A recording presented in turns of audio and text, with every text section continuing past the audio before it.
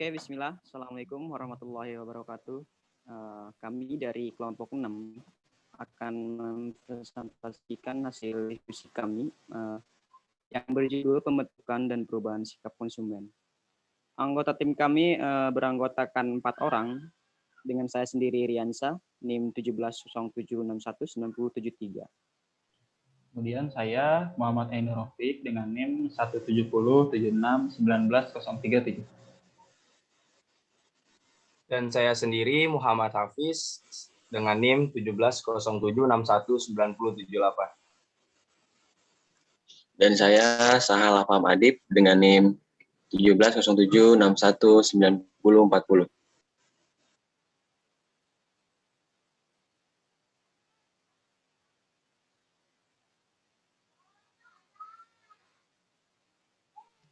Oke, baik. Di sini saya akan menjelaskan mengenai pengertian sikap. Sikap merupakan salah satu objek yang paling penting yang digunakan perusahaan untuk memahami konsumen. Setiap orang mempunyai kecenderungan untuk bersikap dengan cara yang menyenangkan ataupun tidak menyenangkan terhadap suatu objek tertentu.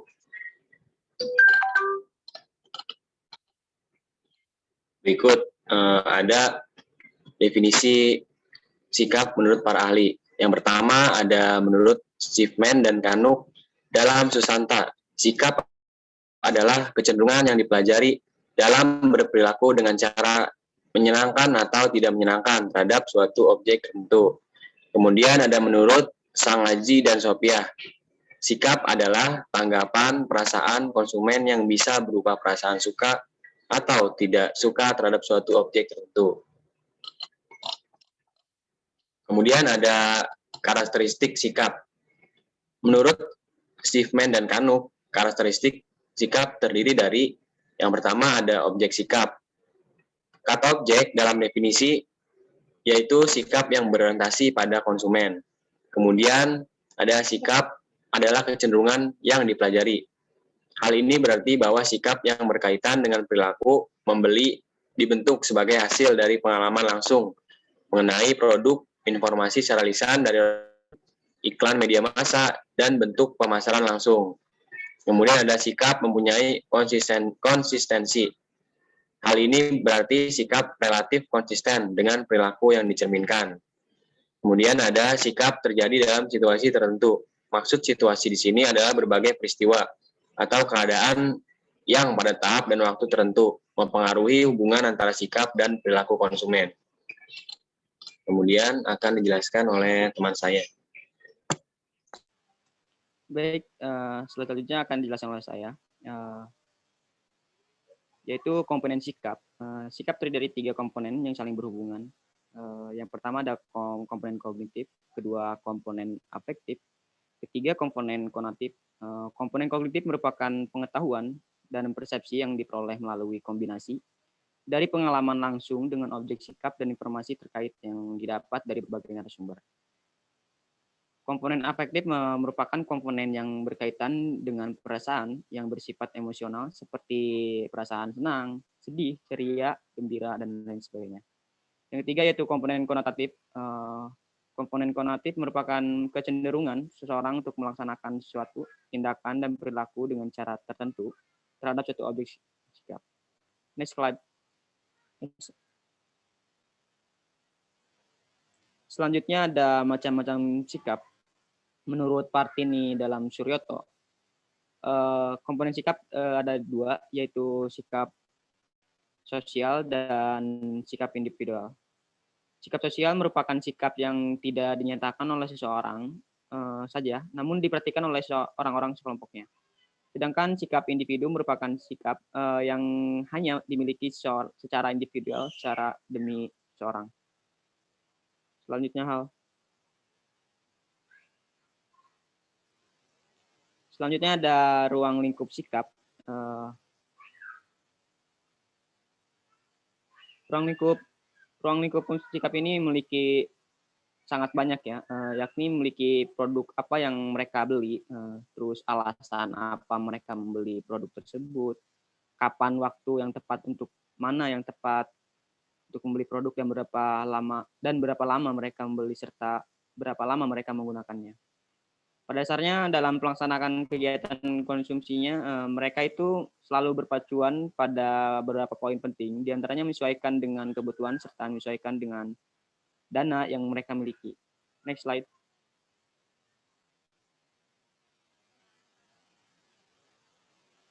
Oke, slide selanjutnya bakal dijelaskan oleh rekan saya. Oke, selanjutnya yaitu pembentukan sikap. Pembentukan sikap itu ada 3, yaitu yang pertama dulu, yaitu bagaimana sikap dipelajari. Nah, jika kita berbicara mengenai pembentukan sikap, itu kita mengacu pergeseran dari yang tidak mempunyai sikap terhadap objek tertentu ke mempunyai sikap terhadapnya. Jadi seperti misal contohnya itu handphone yang berguna sebagai alat berkomunikasi jarak jauh. Misalnya kan kita tidak tahu gitu handphone itu seperti apa, tapi dengan adanya produk handphone kita jadi membentuk sikap gitu, sikap yang baru gitu mengenai produk tersebut. Nah, pergeseran dari tidak ada sikap menjadi sikap tertentu atau pembentukan sikap ini, nah ini adalah merupakan hasil dari pembelajaran. Nah, dalam situasi di mana para konsumen berusaha memecahkan masalah atau memuaskan kebutuhan mereka masing-masing, mereka itu mungkin membentuk berbagai sikap, baik positif maupun negatif, mengenai produk atas dasar keterbukaan terhadap informasi dan kognisi atau pengetahuan dan kepercayaan mereka sendiri. Nah, pada umumnya, semakin banyak informasi yang dipunyai konsumen mengenai produk atau jasa, kan sebelum kita membeli produk, biasanya konsumen itu mencari informasi dulu gitu, informasi dulu, mencari-cari. Nah, dari informasi itulah, itu yang membentuk sikap konsumen itu sendiri. Baik sikap positif maupun negatif. Kemudian selanjutnya,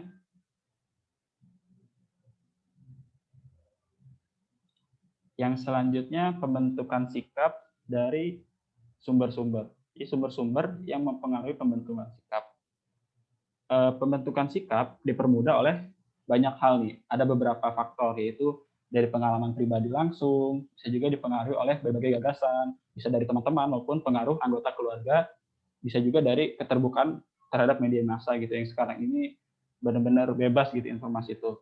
Nah, dengan mengakui pentingnya pengalaman langsung, para pemasar atau produsen itu sering berusaha mendorong proses untuk mencoba berbagai produk baru dengan memberikan kupon pengurangan harga, contohnya gitu berapa rupiah gitu dikurangi, atau bisa beli barang gitu, terus dapat gratis barang ini. Contohnya seperti kita membeli produk A, beli produk A2, nah ini tuh merupakan produk yang lama. Nanti akan dapat bonus produk B. Produk B ini produk yang baru. Nah, berarti dalam hal tersebut, tujuan pemasar itu adalah untuk membujuk konsumen, mencoba produk, dan kemudian menilainya gitu. Dari produk yang baru itu sebenarnya konsumen itu pengen beli produk A, tapi emang dapat gratis produk B itu, produk baru itu, otomatis konsumen akan mencobanya gitu, dan kemudian akan menilainya. Nah, jika produk tersebut ternyata mereka suka, maka konsumen itu akan membentuk sikap, berarti konsumen itu membentuk sikap positif dan akan membeli produk tersebut di lain waktu gitu, di kemudian waktunya. Nah, jadi dengan seperti itu, para pemasar itu semakin banyak menggunakan program pemasaran langsung seperti tadi, yang sangat terfokus untuk membidik relum konsumen yang kecil dengan berbagai produk dan jasa yang sesuai dengan minat dan gaya hidup mereka. Jadi para pemasar ini pastinya sangat berhati-hati membidik konsumen atas dasar profil demografisnya, psikografisnya, atau geodemografis mereka dengan berbagai penawaran yang disesuaikan gitu, sesuai selera masing-masing dan keinginan mereka masing-masing, atau pesan-pesan yang menunjukkan bahwa mereka mengerti kebutuhan dan keinginan khusus mereka. Nah, usaha pemasaran langsung seperti itu tuh mempunyai peluang yang sangat bagus untuk mempengaruhi sikap para konsumen. Karena produk dan jasa yang ditawarkan itu dan berbagai pesan promosi yang disampaikan yang dirancang dengan sangat teliti untuk memanfaatkan berbagai kebutuhan dan perhatian masing-masing segmen. Dengan seperti itu, mereka mampu mencapai tingkat sukses yang lebih tinggi gitu.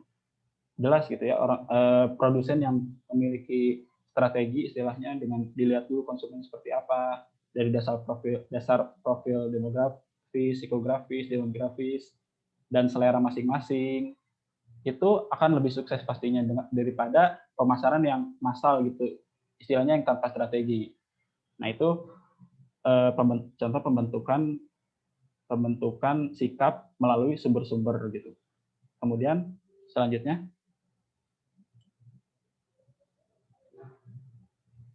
nah yang terakhir itu faktor-faktor kepribadian. Kepribadian individu itu memainkan peranan penting dalam pembentukan sikap.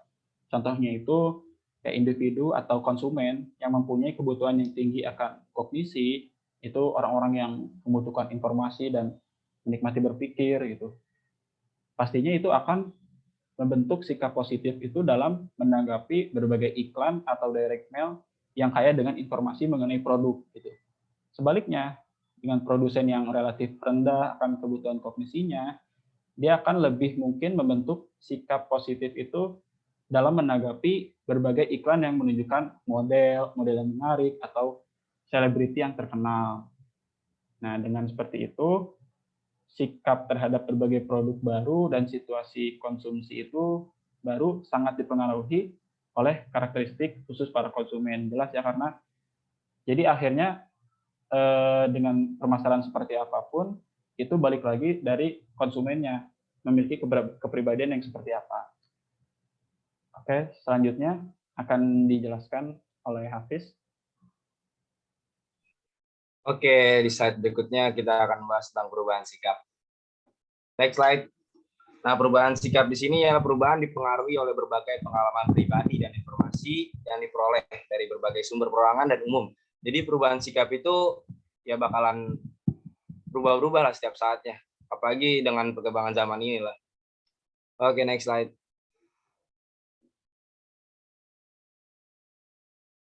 Oke, strategi perubahan sikap ya.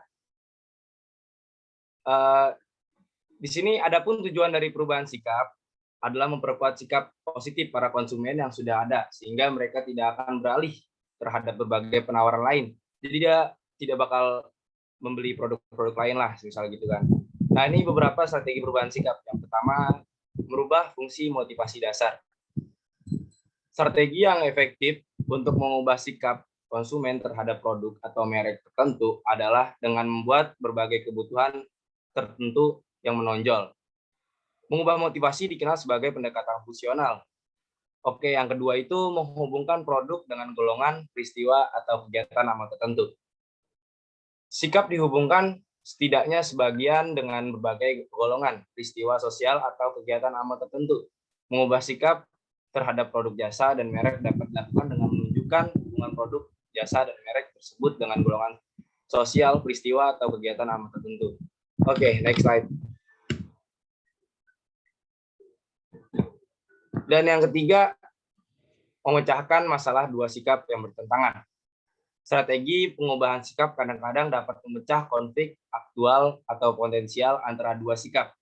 Jika para konsumen dapat diyakinkan bahwa sikap mereka yang negatif terhadap produk tertentu, merek tertentu, atau sifat-sifatnya sebetulnya tidak bertentangan dengan sikap lain. Mereka mungkin dapat dibujuk untuk mengubah penilaian mereka terhadap merek tersebut.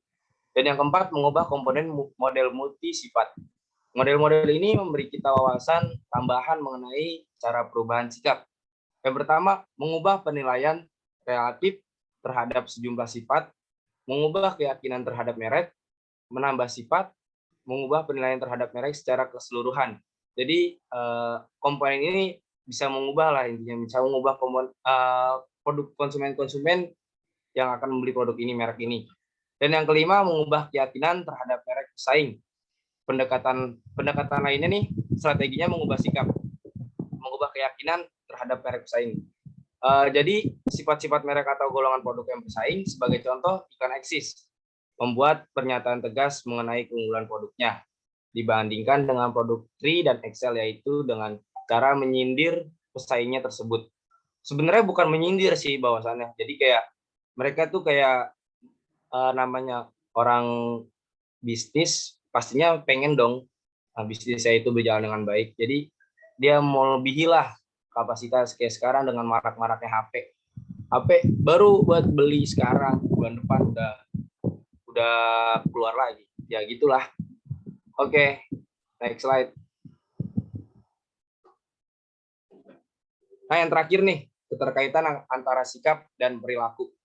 Sikap mempengaruhi perilaku lewat suatu proses pengambilan keputusan yang teliti dengan beralasan.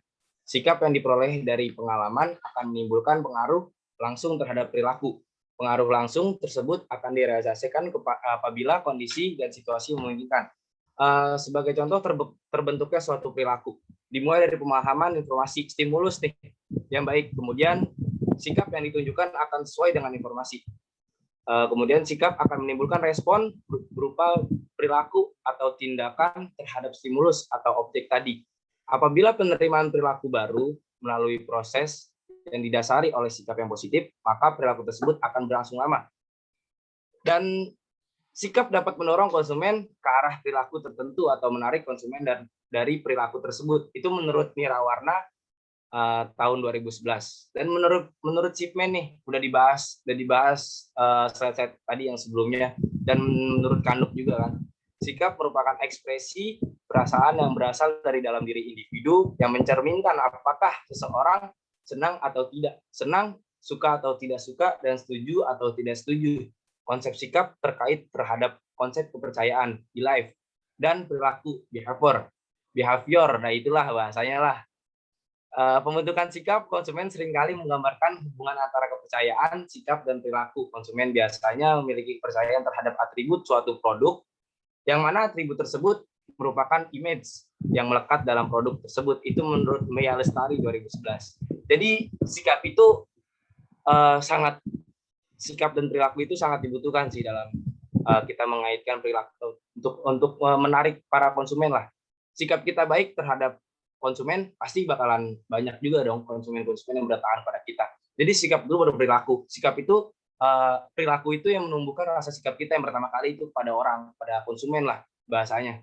Dan gimana konsumen itu melihat kita, sikap kita baik atau tidaknya gitu ya kan. Pasti kalau misalkan baik, tinggal baliknya pasti baik dong.